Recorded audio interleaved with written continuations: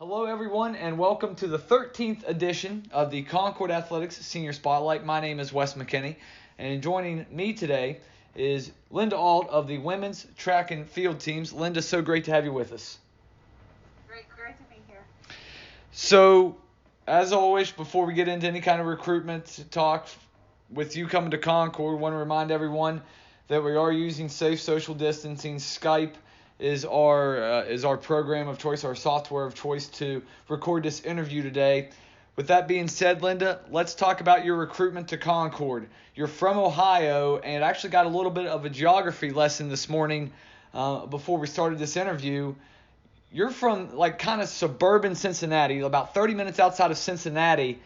So I guess my first question is, how did you hear about Concord? Okay, so my dad actually ran for University of Alabama, Birmingham. So he ran track and cross country there. So he kind of knew a little bit about the recruiting process. So basically what we did my junior year of high school is we made kind of like a profile. And we made a profile and we sealed them all in envelopes, and any D2 school in the area, we basically sent them that profile. So we sent hundreds of profiles out, and then whoever responded, we kind of went and visited. So Concord actually the first school that I visited, and the last school, because I visited junior year and then senior year when I had to make my decision. It was between that school and it was between Belmont Abbey in South Carolina. So then I was like, I can't really remember Concord. I'm gonna go back one more time. And then so we went one more back time, and then I was just in between places, and then there was a coaching change at Belmont Abbey. I was like, no way. So it made the choice a little bit easier to make that, and not to mention that was 9 hours away, where Concord's only 5 hours away. Yeah, so I have a couple of questions based on what you just told me. The first question is, you said you sent your profile to several schools in the region. Yes. Cincinnati to Athens, I've only been in Cincinnati once, is like 5.5 hours. Yep. So I guess what kind of classified as the region for you is my first question. We agreed. I really didn't want to stay in Ohio. I knew I didn't want to stay in Cincinnati. I did not want to go to school in Cincinnati. I had no desire. So we kind of do like a 5-hour circle radius around around like my house in the middle, and do like a 5-hour radius, and kind of did that way. Now there are definitely schools that I went to that were obviously more than 5 hours, just because the number of D2 schools in that 5-hour radius wasn't, I guess, as large. When I did college visits my second part of my junior and senior year, I went on like 16 college visits. We went to South Carolina, we went to Wisconsin for one, Ohio, Tennessee, but. Okay, then I guess my second question from what you initially said would be, was there any other kind of contact you had with Coach Cox here at Concord other than he saw this recruiting profile, I guess, come across his email or come across his desk, or however it came to him? No, I had never even heard about Concord. When I was at my high school and signed with them, they were like, Concord, where's that? I was like, in West Virginia. So it was definitely a new process. Sure, and you talk about a new process, and you get to a new school that you have really no familiarity with other than you visited a couple times throughout the whole process. You get here, Linda, and I counted it up, just on the women's track and field team alone, 12 freshmen in the fall of 2015, there in the spring of 2016. So how were all of you able to kind of mesh and make something special here at Concord? It was definitely different. In the rooming situation our freshman year, you had me and you had Caitlin Hubbard. So Caitlin's from Honecker. She's from a really small town. She graduated. We talked about it. She graduated with 90 people in her class. I graduated with 300. I mean, we were from two different areas, but I mean, we clicked really good. And then you had Emily and Kenna, so they were both kind of from West Virginia, and they clicked really good. And then you had in the other room, because we were in Sarvey, you had Bailey and Carly. So I mean, we just all clicked really good. I mean, especially Caitlin, me, and Emily, and then Heather. Heather was traveling, commuting, and then she eventually couldn't do that drive anymore from Shady. So then she moved on campus, and so us four really became pretty tight pretty quickly, just from hanging out and just doing the sport together that we came there to do. I mean, it wasn't. I mean, the regional differences was. I mean, it didn't impact anything. I mean, it was pretty cool. Yeah, so before we talk about things on the track, one more thing I wanted to hit on here. So, yeah, you mentioned it right there. Caitlin comes from an area that's similar to Athens. You come from a suburb of Cincinnati, so I guess maybe how difficult or how easy even was it to adjust to life in Athens as opposed to growing up just outside of a big city like Cincinnati? It was definitely something to adjust to. I mean, everything here is pretty. I mean, we have a movie theater 5 minutes. I mean, you can walk 10 minutes down the road, and there you. I mean, there's so many things. So they're so close by. I mean, so going there and seeing like the restaurants. I'm like, oh my gosh, I'm like, man, I really want Chipotle. We're driving an hour to Blacksburg, and then I mean, even on Sundays, he's like, do you want to go to Chipotle? I'm like, yeah, let's go. So somebody we would all get in the car and we'd go. So I mean, that was definitely a challenge. I mean, there's still things that were there. I'm like, oh my gosh. I'm like, hey mom, I'm running low on this. Could you pick it up from the store and send it here? I mean, because there's things there that aren't there. Sure. So. Sure. Okay. So now let's talk about things on the track and competition here. And I didn't look up anything for Ohio track related, but I don't assume that Ohio does a heptathlon or a pentathlon or anything like that. And so you come to Concord as primarily a thrower, and Coach Cox all of a sudden turns you into a heptathlete, 7 different events. I guess, what's it like to try to train for all those different events because they have such a wide range? Yeah, so I mean, the running kind of, I mean, because when you look at the events, I mean, your 200, you can just do your typical sprints. The 800 would require, and it just depended. I mean, sometimes Coach Cox I would run with them and do their workouts, and sometimes RJ would make up something like, let's try this. So, I mean, that wasn't the running part. It was the field events that you just had to pick and choose which one you wanted to do. You really just sat down and were like, okay, which events can I get the most points in? Because if you look at some of that shot put, I mean, on average, I threw like maybe a 9 on average, 8 or 9. But there wasn't much room to improve. You can only improve the technique. I mean, I just didn't have the strength for it. So you're looking at things like the hurdle. The hurdles was my biggest struggle the whole 4 years I was there. 5 years now.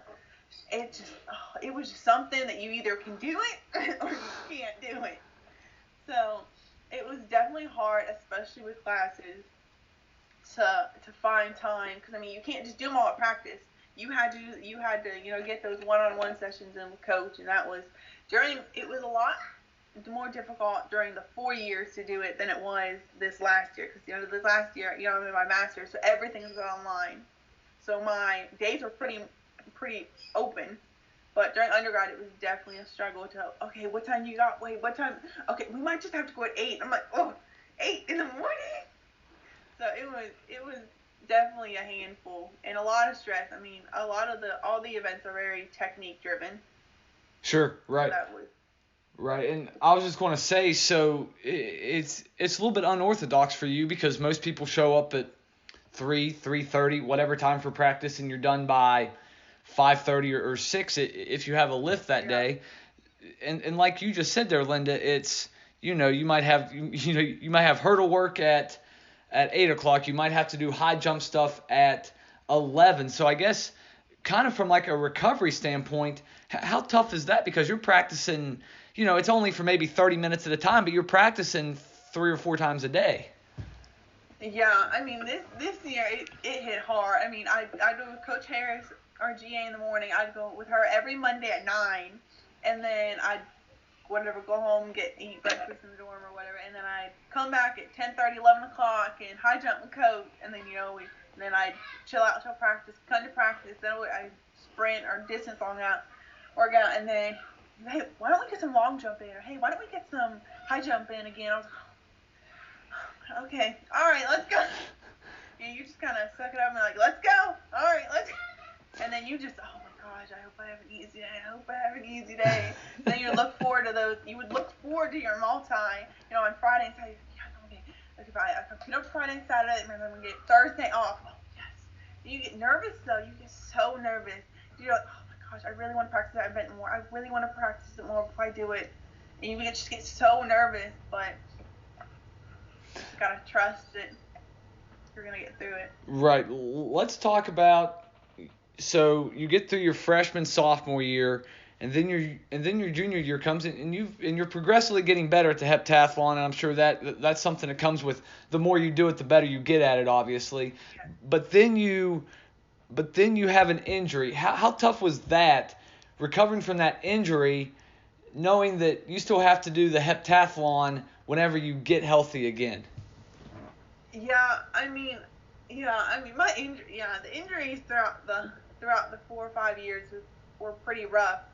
'Cause you almost, I mean, there were several times in my head, and my parents have talked about it. Well, why didn't you just run? You should just run. And I'm like, I didn't come there just to run. I was like, I've been here for 3 years and 2 or 3 years doing this event or doing these multis. It's almost like I either do it or I don't. Like, I mean, when I first, I came there as a thrower, and then we had the shin splint issues. So then this is, we'll just throw this first year. So I just threw my first year, and the second year we should just run. We probably shouldn't push it. I was like, oh, but I can't. I don't want to just run.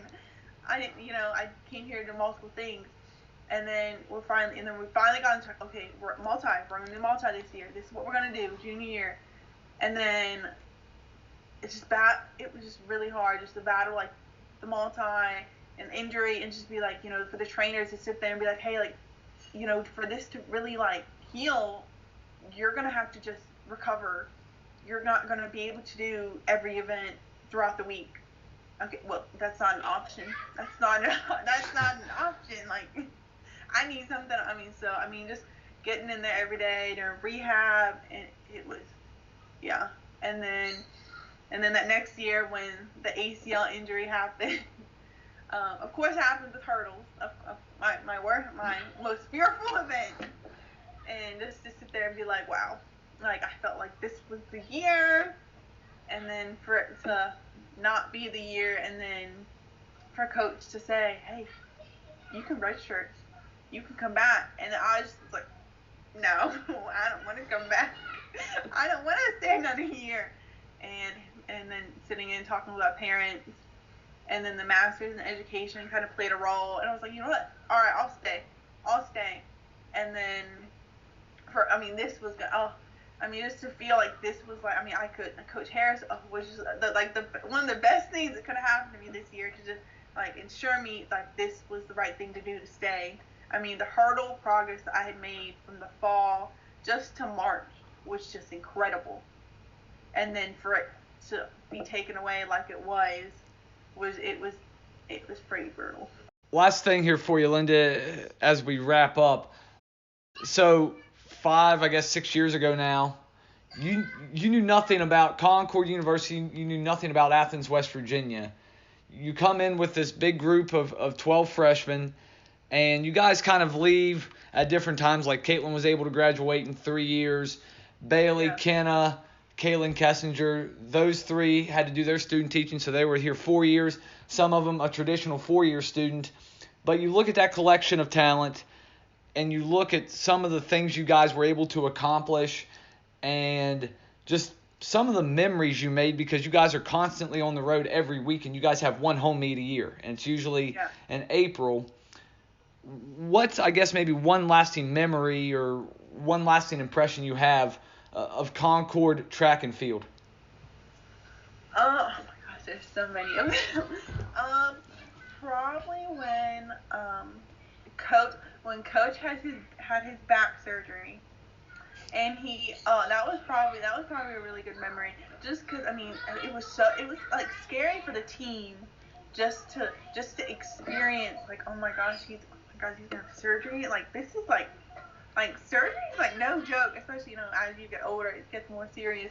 But just his drive to like get back out. I mean, he was there like 2 days after he had it done. He was already back out there, and what? Oh, no, he probably shouldn't be out here. But I mean, he was still out there because he couldn't stand to just sit in his house and have his athletes kind of missing like their head coach. So just and overall having him as a coach. I mean, he's definitely like, it just makes, all that he's done for us over the past 5 years. I mean, it was definitely the right decision to come there. I mean, he's just a great guy. I mean, 1 in a million coaches. Yeah, actually, one more thing. Let's kind of build off of that last thing you just said there. Was that kind of the mentality of the whole team is, hey, this guy will do anything for us, so we need to basically give the skin off our back for him in everything we do, whether it be a practice or a meet? Yeah. So even like in personal, the things he's done for the athletes and the team as a whole. I mean, just the emotion, like when we're at conference, he starts crying, or we do things, and he gets so emotional. He's just so like emotionally and like physically invested in the team. I mean, it's so like, it just makes you feel so good. I just don't think. I don't know how other coaches are, but just to know that oh my gosh, this is an all-around great guy. The things that he's done, and you're just like, oh, you can't be selfish and be like, I don't want to do that workout, because he's sitting there looking at you and just told you what your workout was. You're like, all right, coach. You might be hurling up and other things and shedding some tears after your workout, but it's worth it, because he's just like, that was great. No matter if you thought it was bad, he thought it was great, and it's just like, all right, he's happy. All right, I'm glad I did that workout. So no matter what workout it is, you'll do it. Linda, we thank you so much for joining us here today. We've covered a lot of different things, a lot of ground here in such a short time, but we wish you all the best in your future endeavors, and thanks for stopping by today. Yep, thank you.